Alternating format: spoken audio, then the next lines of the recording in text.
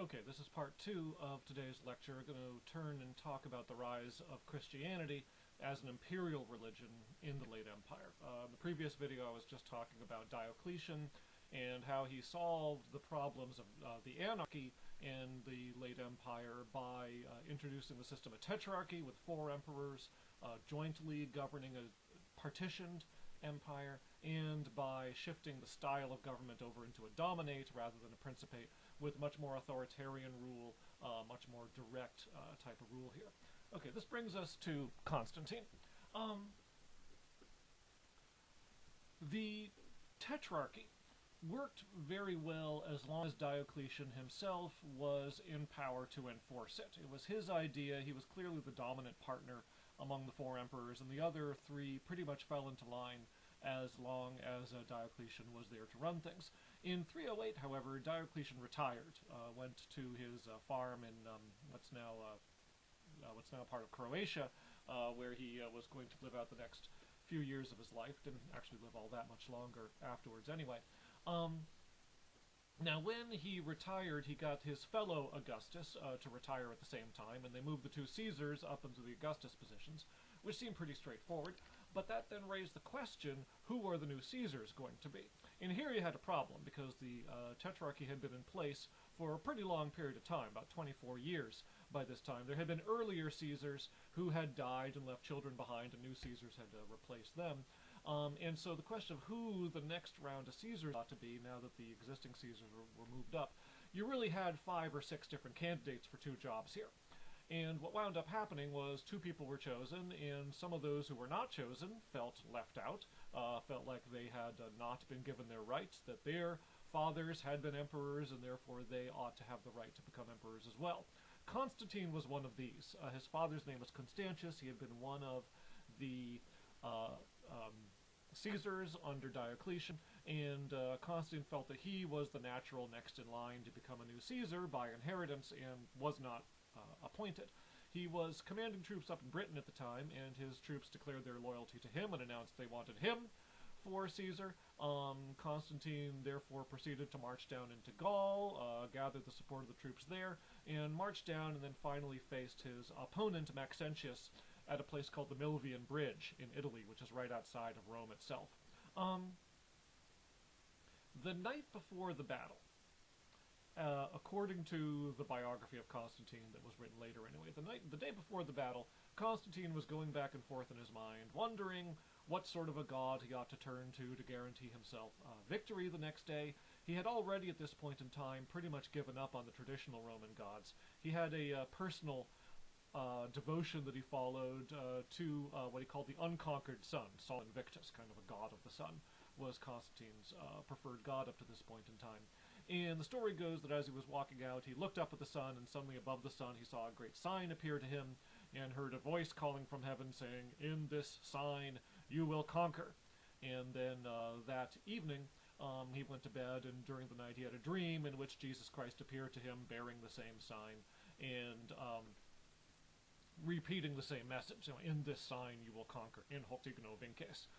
Constantine therefore decided that he ought to follow this god who had presented this sign to him and this message, and had his troops paint the symbol of the cross on their shields and their helmets, and had a new banner made in the image of this sign which had been shown to him, and went out to win the victory, and thereby became the new Western Emperor. He had overcome both the Caesar and became the new Augustus of the western half of the empire. The next year he issued the Edict of Milan with his co-emperor in the east, a guy named Licinius. Later on, about 10 years later, Constantine and Licinius fell out, and Constantine invaded the Eastern Empire and made himself emperor of the whole empire again, actually reunited the empire. Constantine did away with the whole tetrarchy system for a while, but after a few generations, about the 370s, it reasserted itself. Okay, but anyway, as of 311, Constantine is now the new emperor, and in the process has adopted a new religion, Christianity. This is a huge transformation.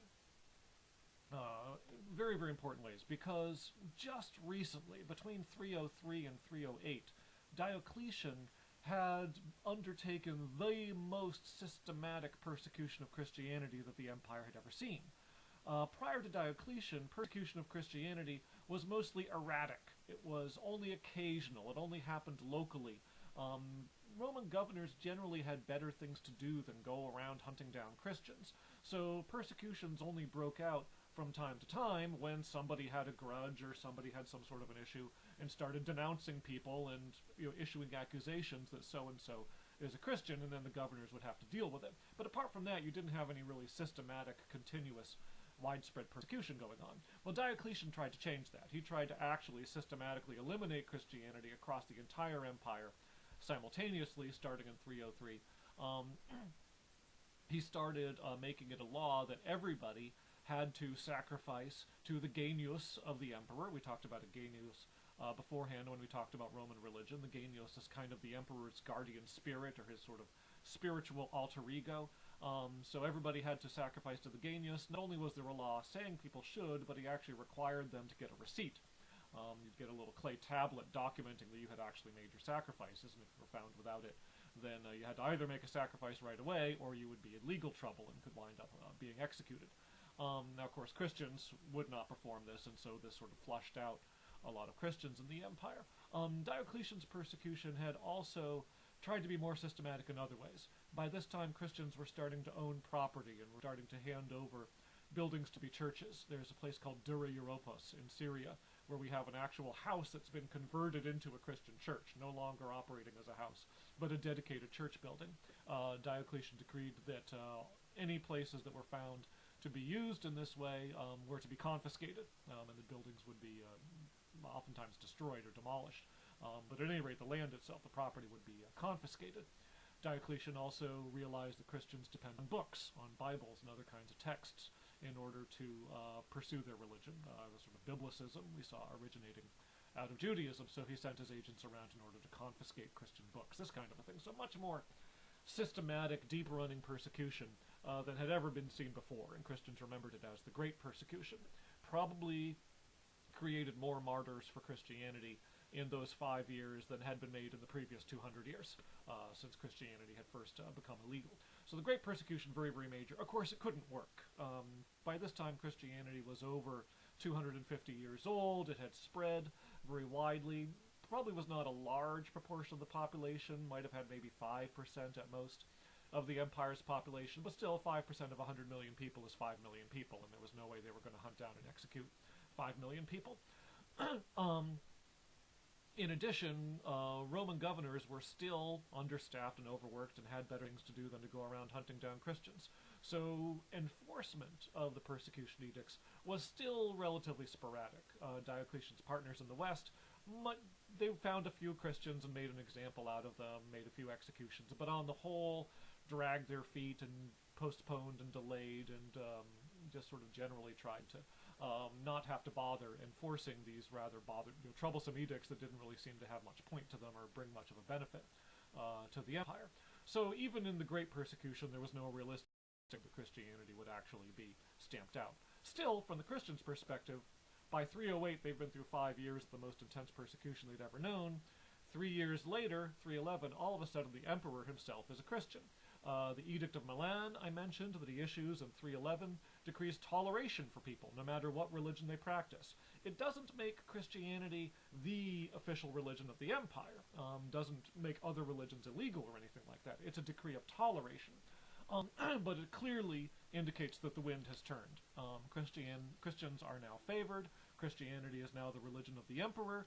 The emperor wants to start having Christians at court. He wants to have Christian advisors, prominent Christian leaders, the bishops. You may remember I said very, very briefly, talking about church structure. By this time, bishops have emerged as heads of Christian communities in each city.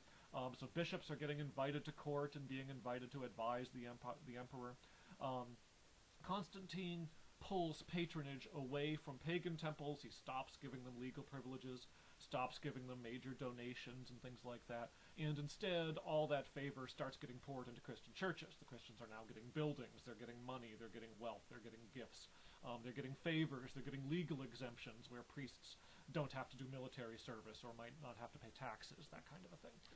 So huge shift in favor where Christianity goes from being the persecuted minority to being a privileged minority. Still a minority, but it's going to be a major, major shift in their status. Let me pause right there and continue in just a moment.